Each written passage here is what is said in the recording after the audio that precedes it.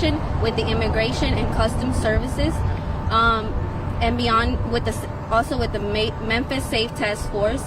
We were asking the sheriff to cease all collaboration with ICE and to avoid the community's trust, avoid deteriorating community trust in local law enforcement. We will now share more about the task force and current local collaboration with ICE has hurt our community. Information about the 287G contract and the outcome of the conversation with Sheriff Bonner regarding ending the 287 contract with ICE.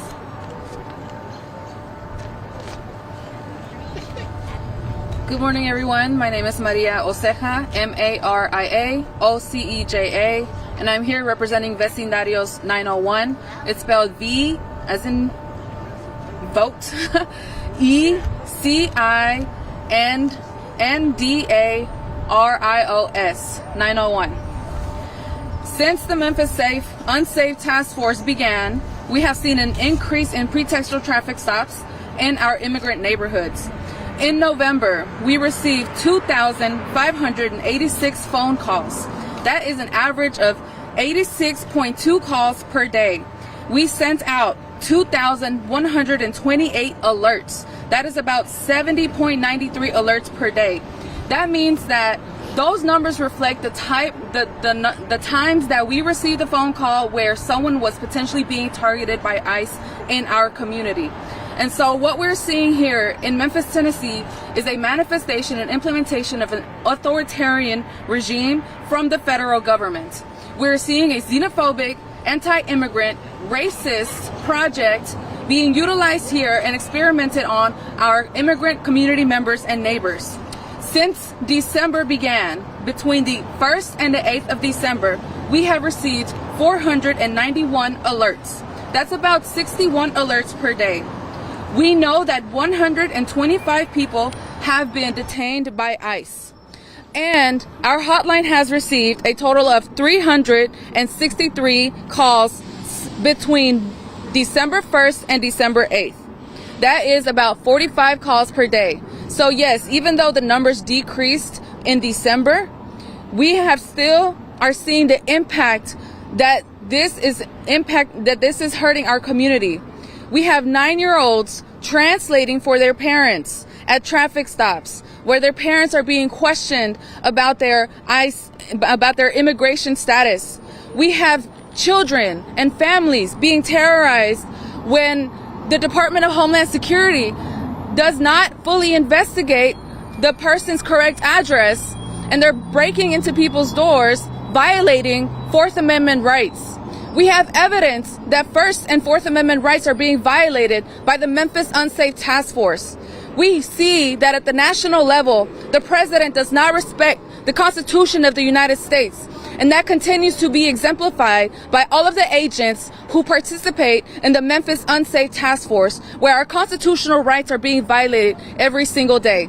So that is the report from Vecindarios 901. We are not making this information up. We have no reason to invent this information. We have no reason to want to say that our families are being separated. This is the holiday season. This is a time to be honoring the teachings of Jesus Christ, the teachings of our Mother of Guadalupe, who are here to be helping us in this spiritual journey. But unfortunately, what we're seeing is a complete disregard of the values, of the Christian values that this government says that they uphold and uplift.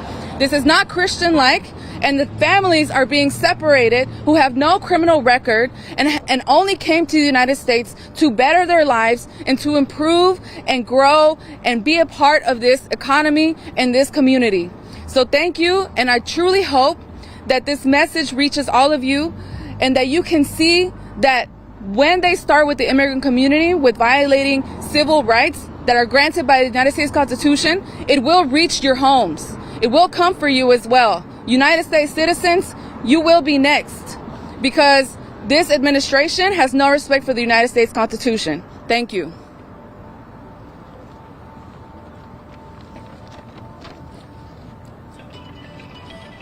I am Brother Alan. I'm a volunteer with Micah.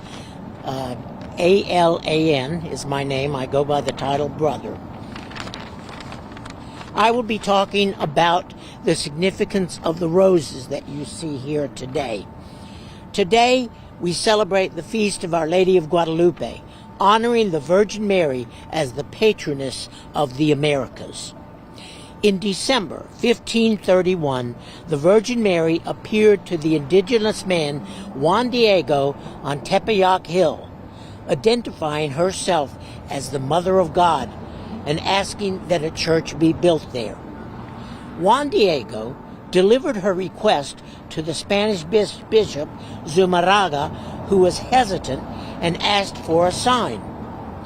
Mary later instructed Juan Diego to gather miraculous, out-of-season roses and carry them in his tilma to the bishop. When Juan Diego opened the tilma before the bishop, the roses fell out and Mary's image appeared on the fabric. Amazed by the miracle, the bishop changed his position and ordered that a church be built on the hill of Tepeyac. The iconic image is now enshrined in the Basilica of Our Lady of Guadalupe in Mexico City. In the spirit of faith and hope, our immigrant families have been busy making roses. One rose for each immigrant who has been affected, and one bouquet for every family living through the realities we face here in Memphis. These roses, on display at the corner of Poplar and North B.B. King, across from the jail, symbolize our prayers, our struggles, and our trust in the protection of Our Lady of Guadalupe and our elected officials. Thank you.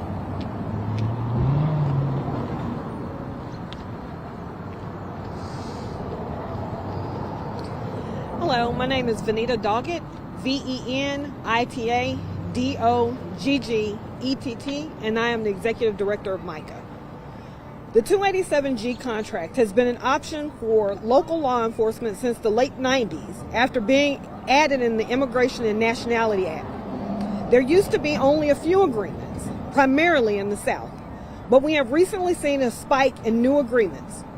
In December of 2024, the number of agencies across the country with 287G contracts was 135.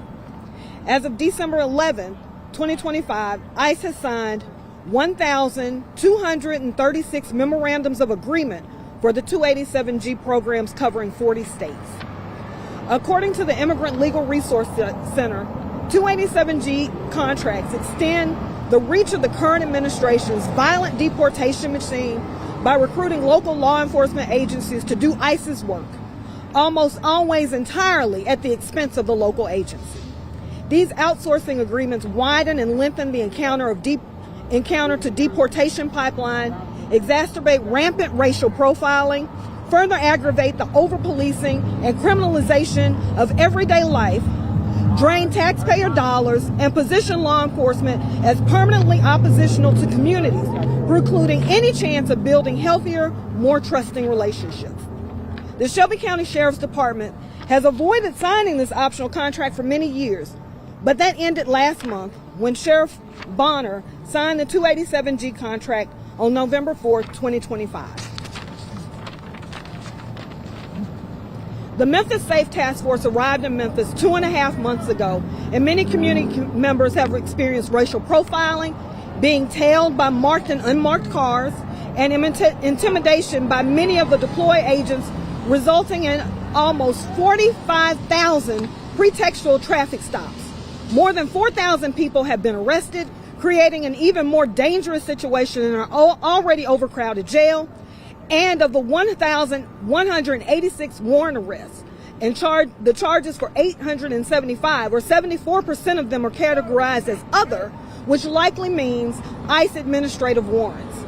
By signing the 287G contract, Sheriff Bonner is converting his deputies to federal agents who are tasked to continue the harmful dynamic of policing Black and brown neighborhoods and tearing apart working families. Despite what Sheriff Bonner shared about the potential benefits, we think this contract is very damaging to the immigrant community and to the broader Shelby County community. It is not helping make Memphis a better, safe, and/or loving city. It took years for the department to build trust with the immigrant community, and all of it is going away due to this collaboration with ICE. This is why we are asking Sheriff Bonner to cease all collaboration with ICE and to end the 287G contract, and to end the 287G contract before the end of the year.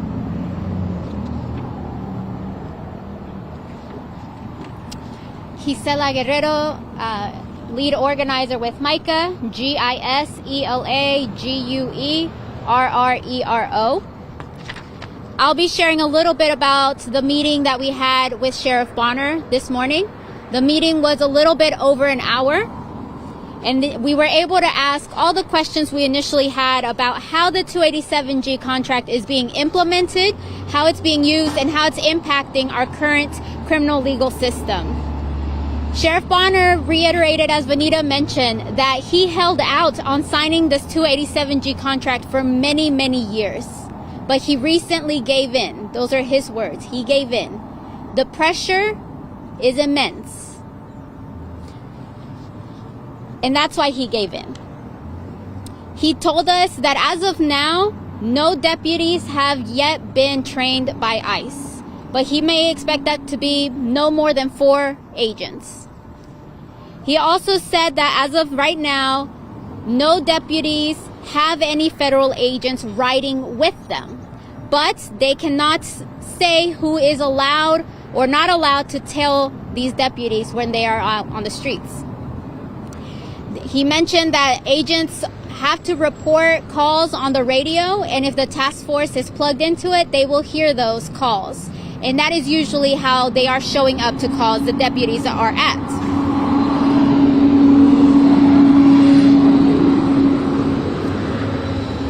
Sheriff Bonner also reiterated that he is the one who signed the contract, and he is also the one that can end the contract. There is a get out clause in the contract, and it only requires him to do so. We also asked Sheriff Bonner about the $100 million that Governor Lee had committed to go towards public safety and how much the Sheriff's Department had received. He told us that so far the Sheriff's Department has received $4 million from the state. But they are spending so much more money right now on overtime, on food, on outfits, on uniforms, on detergent to wash outfits. He said those expenses are really high right now with the high spike of number of people now entering our jail system.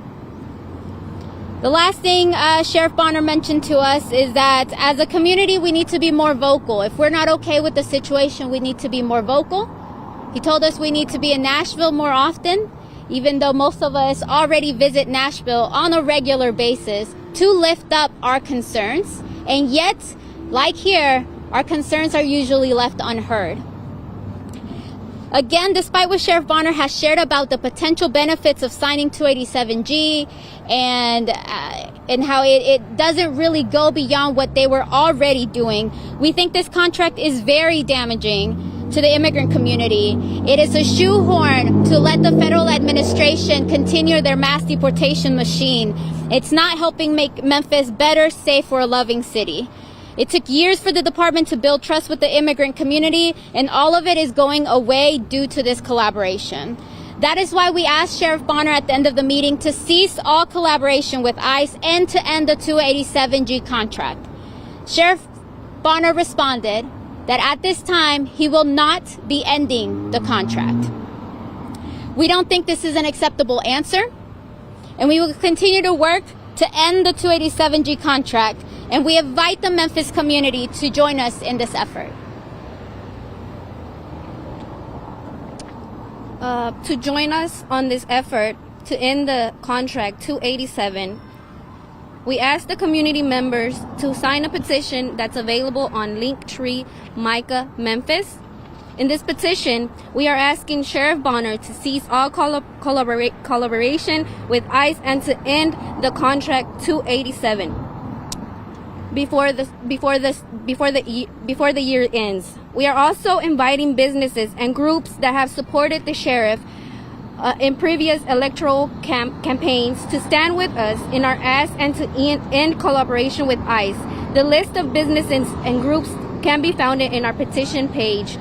Please help us on this petition. And for the Latin community, please show your voices. Show what power to the people actually means. Stand up for your rights. We have rights even if people deny our rights.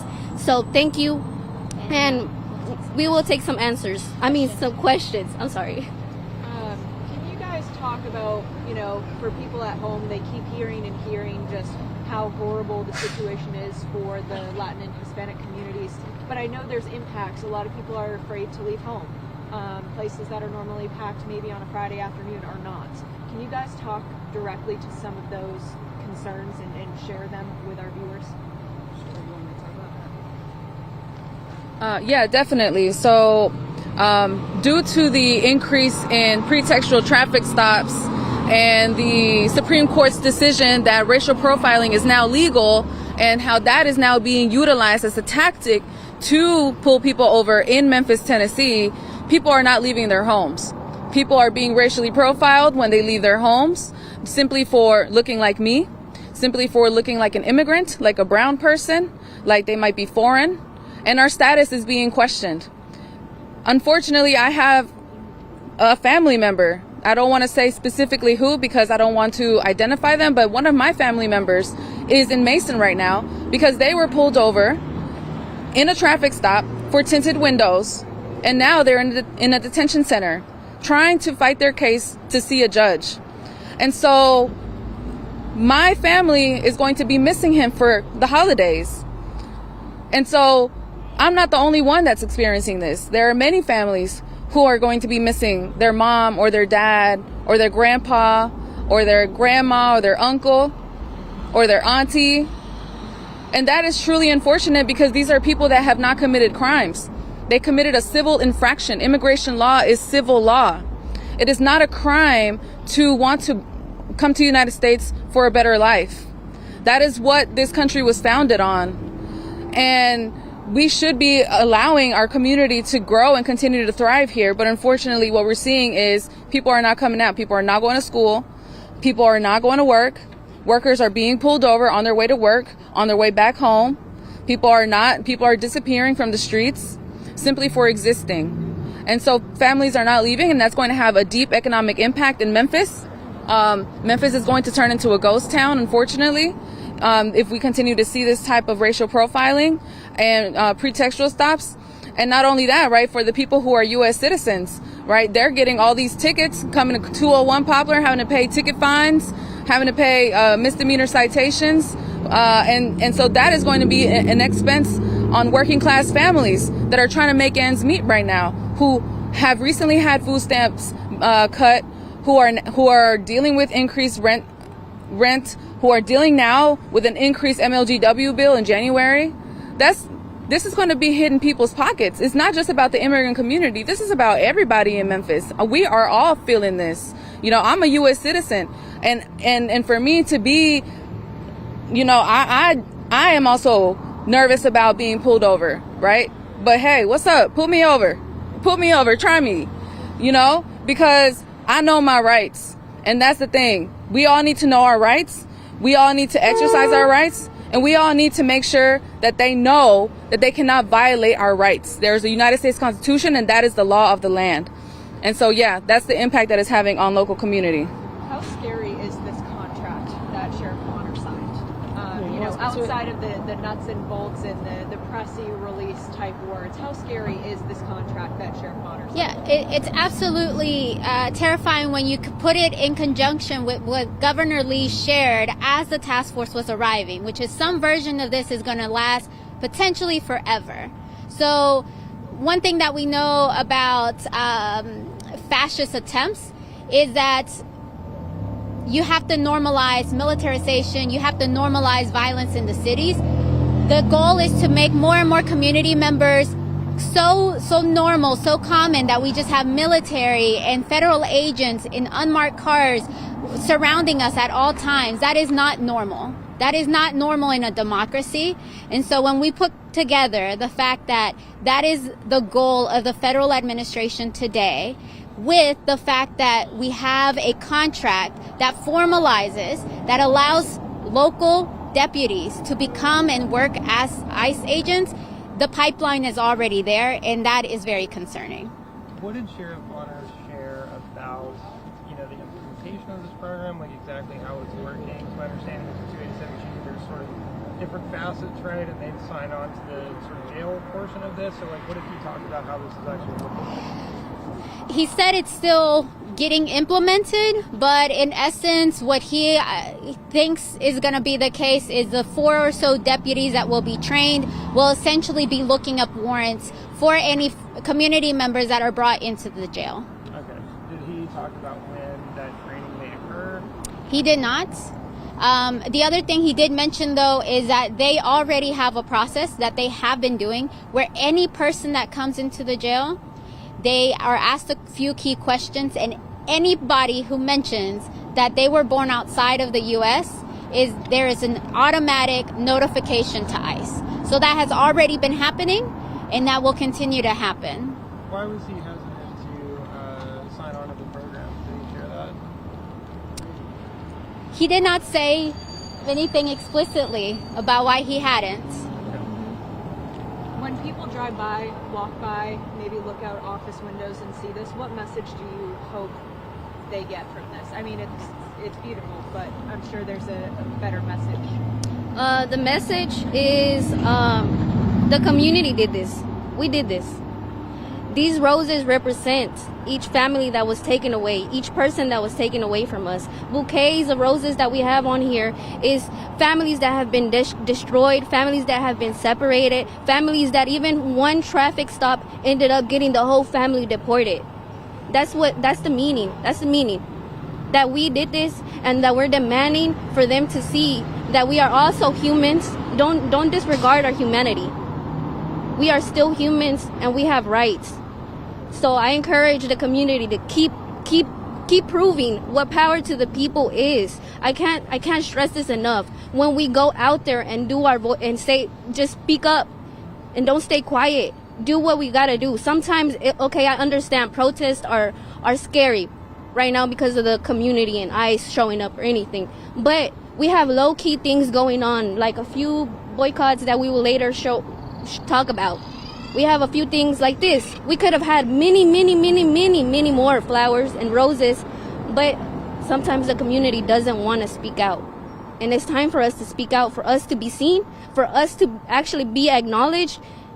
It's time for us. And I hope that was a good answer. How did y'all come up with a number of roses? Is it representative like everybody that's been detained since the task force started? Or is it just sort of, how did y'all come up with a number? So, as it says on here, one rose is one missing immigrant, and one rose is for each family that's separated. It's whatever our immigrant family shows it up. I saw somebody that put on her story and said this rose represents each and every single mother that have to do it now because their their provider was taken away from them. So that was her point of view. My rose that I did went out to my uncle that got deported, and then later down the years he got killed in Honduras. So not only did I lose him one time, but I lost him twice. And then I also did another rose for my stepfather that was deported, which left a big dent with my siblings that are younger now, growing up without a father figure. That's hurtful. And I know every child right now might be going through all of this, and all I could say is stay with God. I know God will cover you. I know God will give you anything and everything.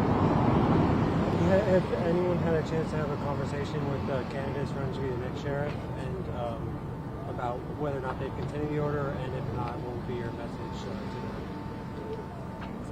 them? No, we haven't, but I hope later in the line we will, because we are an organization. We are a group of people that will not stand down, and we will stand up for our people. We will stand up for our community, even if odds are against us. We will, and we hope that in the future we will go and talk to them and make our demands as well. And I want to add to that too. So next year is an election year, 2026. That means that we're going to have several county seats up. We're also going to have several state house and state level seats up. We're also going to have some really. You said what now? Yeah, we're going to have the governor's race as well.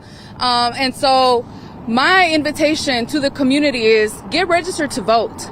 get registered to vote. In Tennessee, you have to register to vote 30 days before election day. Make sure you register to vote. And to those of you who are running for office, if you have not said anything about the Memphis Unsafe Task Force and how they have impacted local community, how they have impacted working class families, how they have impacted people of color, how they have impacted immigrant families, you don't need to be running, because clearly you don't have a stable platform. You're not standing on anything. So if you're not going to speak up for the community that needs you to speak up for us right now, don't even try to run, because guess what?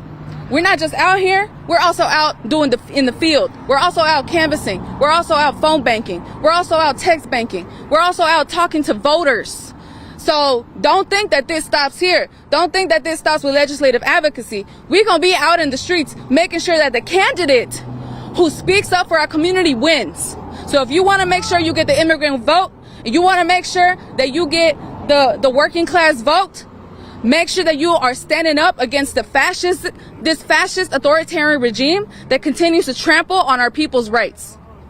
What is the plan for the end of the year, say Sheriff Bonner doesn't undo the contract they've signed? So again, right now, and while I share this, I'm going to invite everybody to come closer over here too, because we're going to close out with a prayer. But again, right now, the call to the community is to sign this petition asking Sheriff Bonner to cease all collaboration with ICE and to end the 287G contract.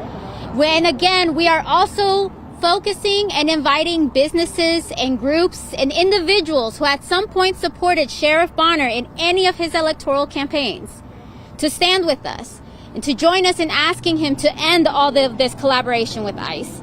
The list of businesses is posted on the petition page, which again can be found on Linktree/Micah Memphis. And so I now will close. The story of Our Lady of Guadalupe is in the Catholic tradition, and so we're going to close with the Catholic prayer of the Hail Mary. Can you join me, Mike? So anybody who knows the Hail Mary can join us. Ready? Hail Mary, full of grace. Blessed art thou amongst women, and blessed is thy fruit, the womb, Jesus. Holy Mary, Mother of God, pray for us sinners, now and at the hour of our death. Amen. Dios te salve María, llena eres de gracia, el Señor es contigo. Bendita eres entre todas las mujeres, y bendito es el fruto de tu vientre, Jesús. Santa María, Madre de Dios, ruega Señora por nosotros los pecadores, ahora y en la hora de nuestra muerte. Amén. Thank you for coming today. Thank you. Does anyone want to give a quick statement in Spanish for Spanish viewers? We have a Telemundo station, so that's just why I asked to. It doesn't have to be incredibly long, just kind of a quick wrap up. Well, I think, let's do a portion in Spanish because I think they have. Okay, perfect. Vamos a hacer una parte en español ahora también. Okay.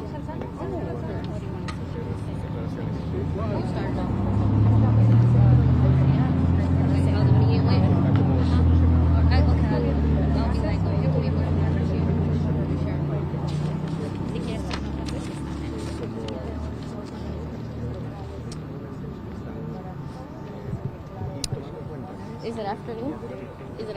Sí, ahora sí ya son tardes. Hola, buenas tardes. Mi nombre es Erika Alegría y hoy tuvimos una reunión con el sheriff Floyd Bonner sobre un contrato que se llama 287G. Este contrato es un contrato que deja que el Sheriff Department trabaje con ICE o que algunos agentes de él trabajen con ICE y lo usen.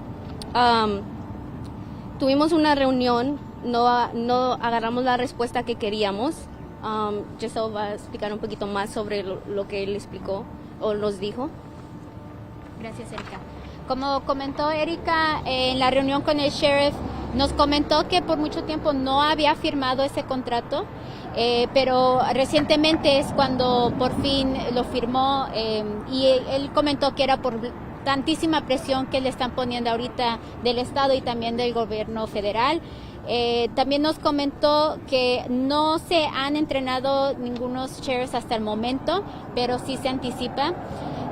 Y por último, él comentó que hasta ahorita él ha recibido $4 millones al poder, cuando él entró en este contrato, él ha podido recibir $4 millones para apoyar sus esfuerzos, pero también nos comentó que esa cantidad no cubre los gastos que tiene ahorita con todos los gastos adicionales que tiene la cárcel, ya que ahorita estamos viendo muchísimas más personas que están pasando por acá. Desafortunadamente, el sheriff nos dijo hoy que no tiene la intención de terminar este contrato del 287G, pero claro que nosotros no nos vamos a dejar por vencidos.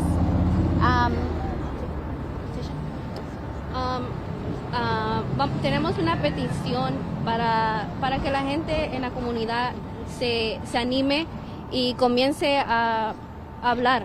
Nosotros tenemos derechos, como lo dije, y tenemos que enseñarle a todo el gobierno, a todo aquí, Memphis, que nosotros tenemos derechos. So, por favor, tenemos un petition, se llama en el Linktree/Micah Memphis. Si pueden firmarlo, solo tienen que poner su nombre. Y si hay algunos negocios hispanos que pusieron dinero para que Sheriff Bonner se hiciera el Sheriff Bonner, les invitamos a ustedes que también firmen el petition para que mire él que ustedes también están en esta pelea con nosotros, que no estamos solos, que tenemos negocios behind us. Y como les dije, el petition está en Linktree/Micah Memphis. Y y me gustaría decirles a todos que por favor hagan que su voz se escuche, no se queden callados. Todo esto fue por todos ustedes que nos ayudaron con las flores, y ojalá sigamos como un pueblo, como dicen, un pueblo unido jamás será vencido. Muchas gracias. Tengo una pregunta.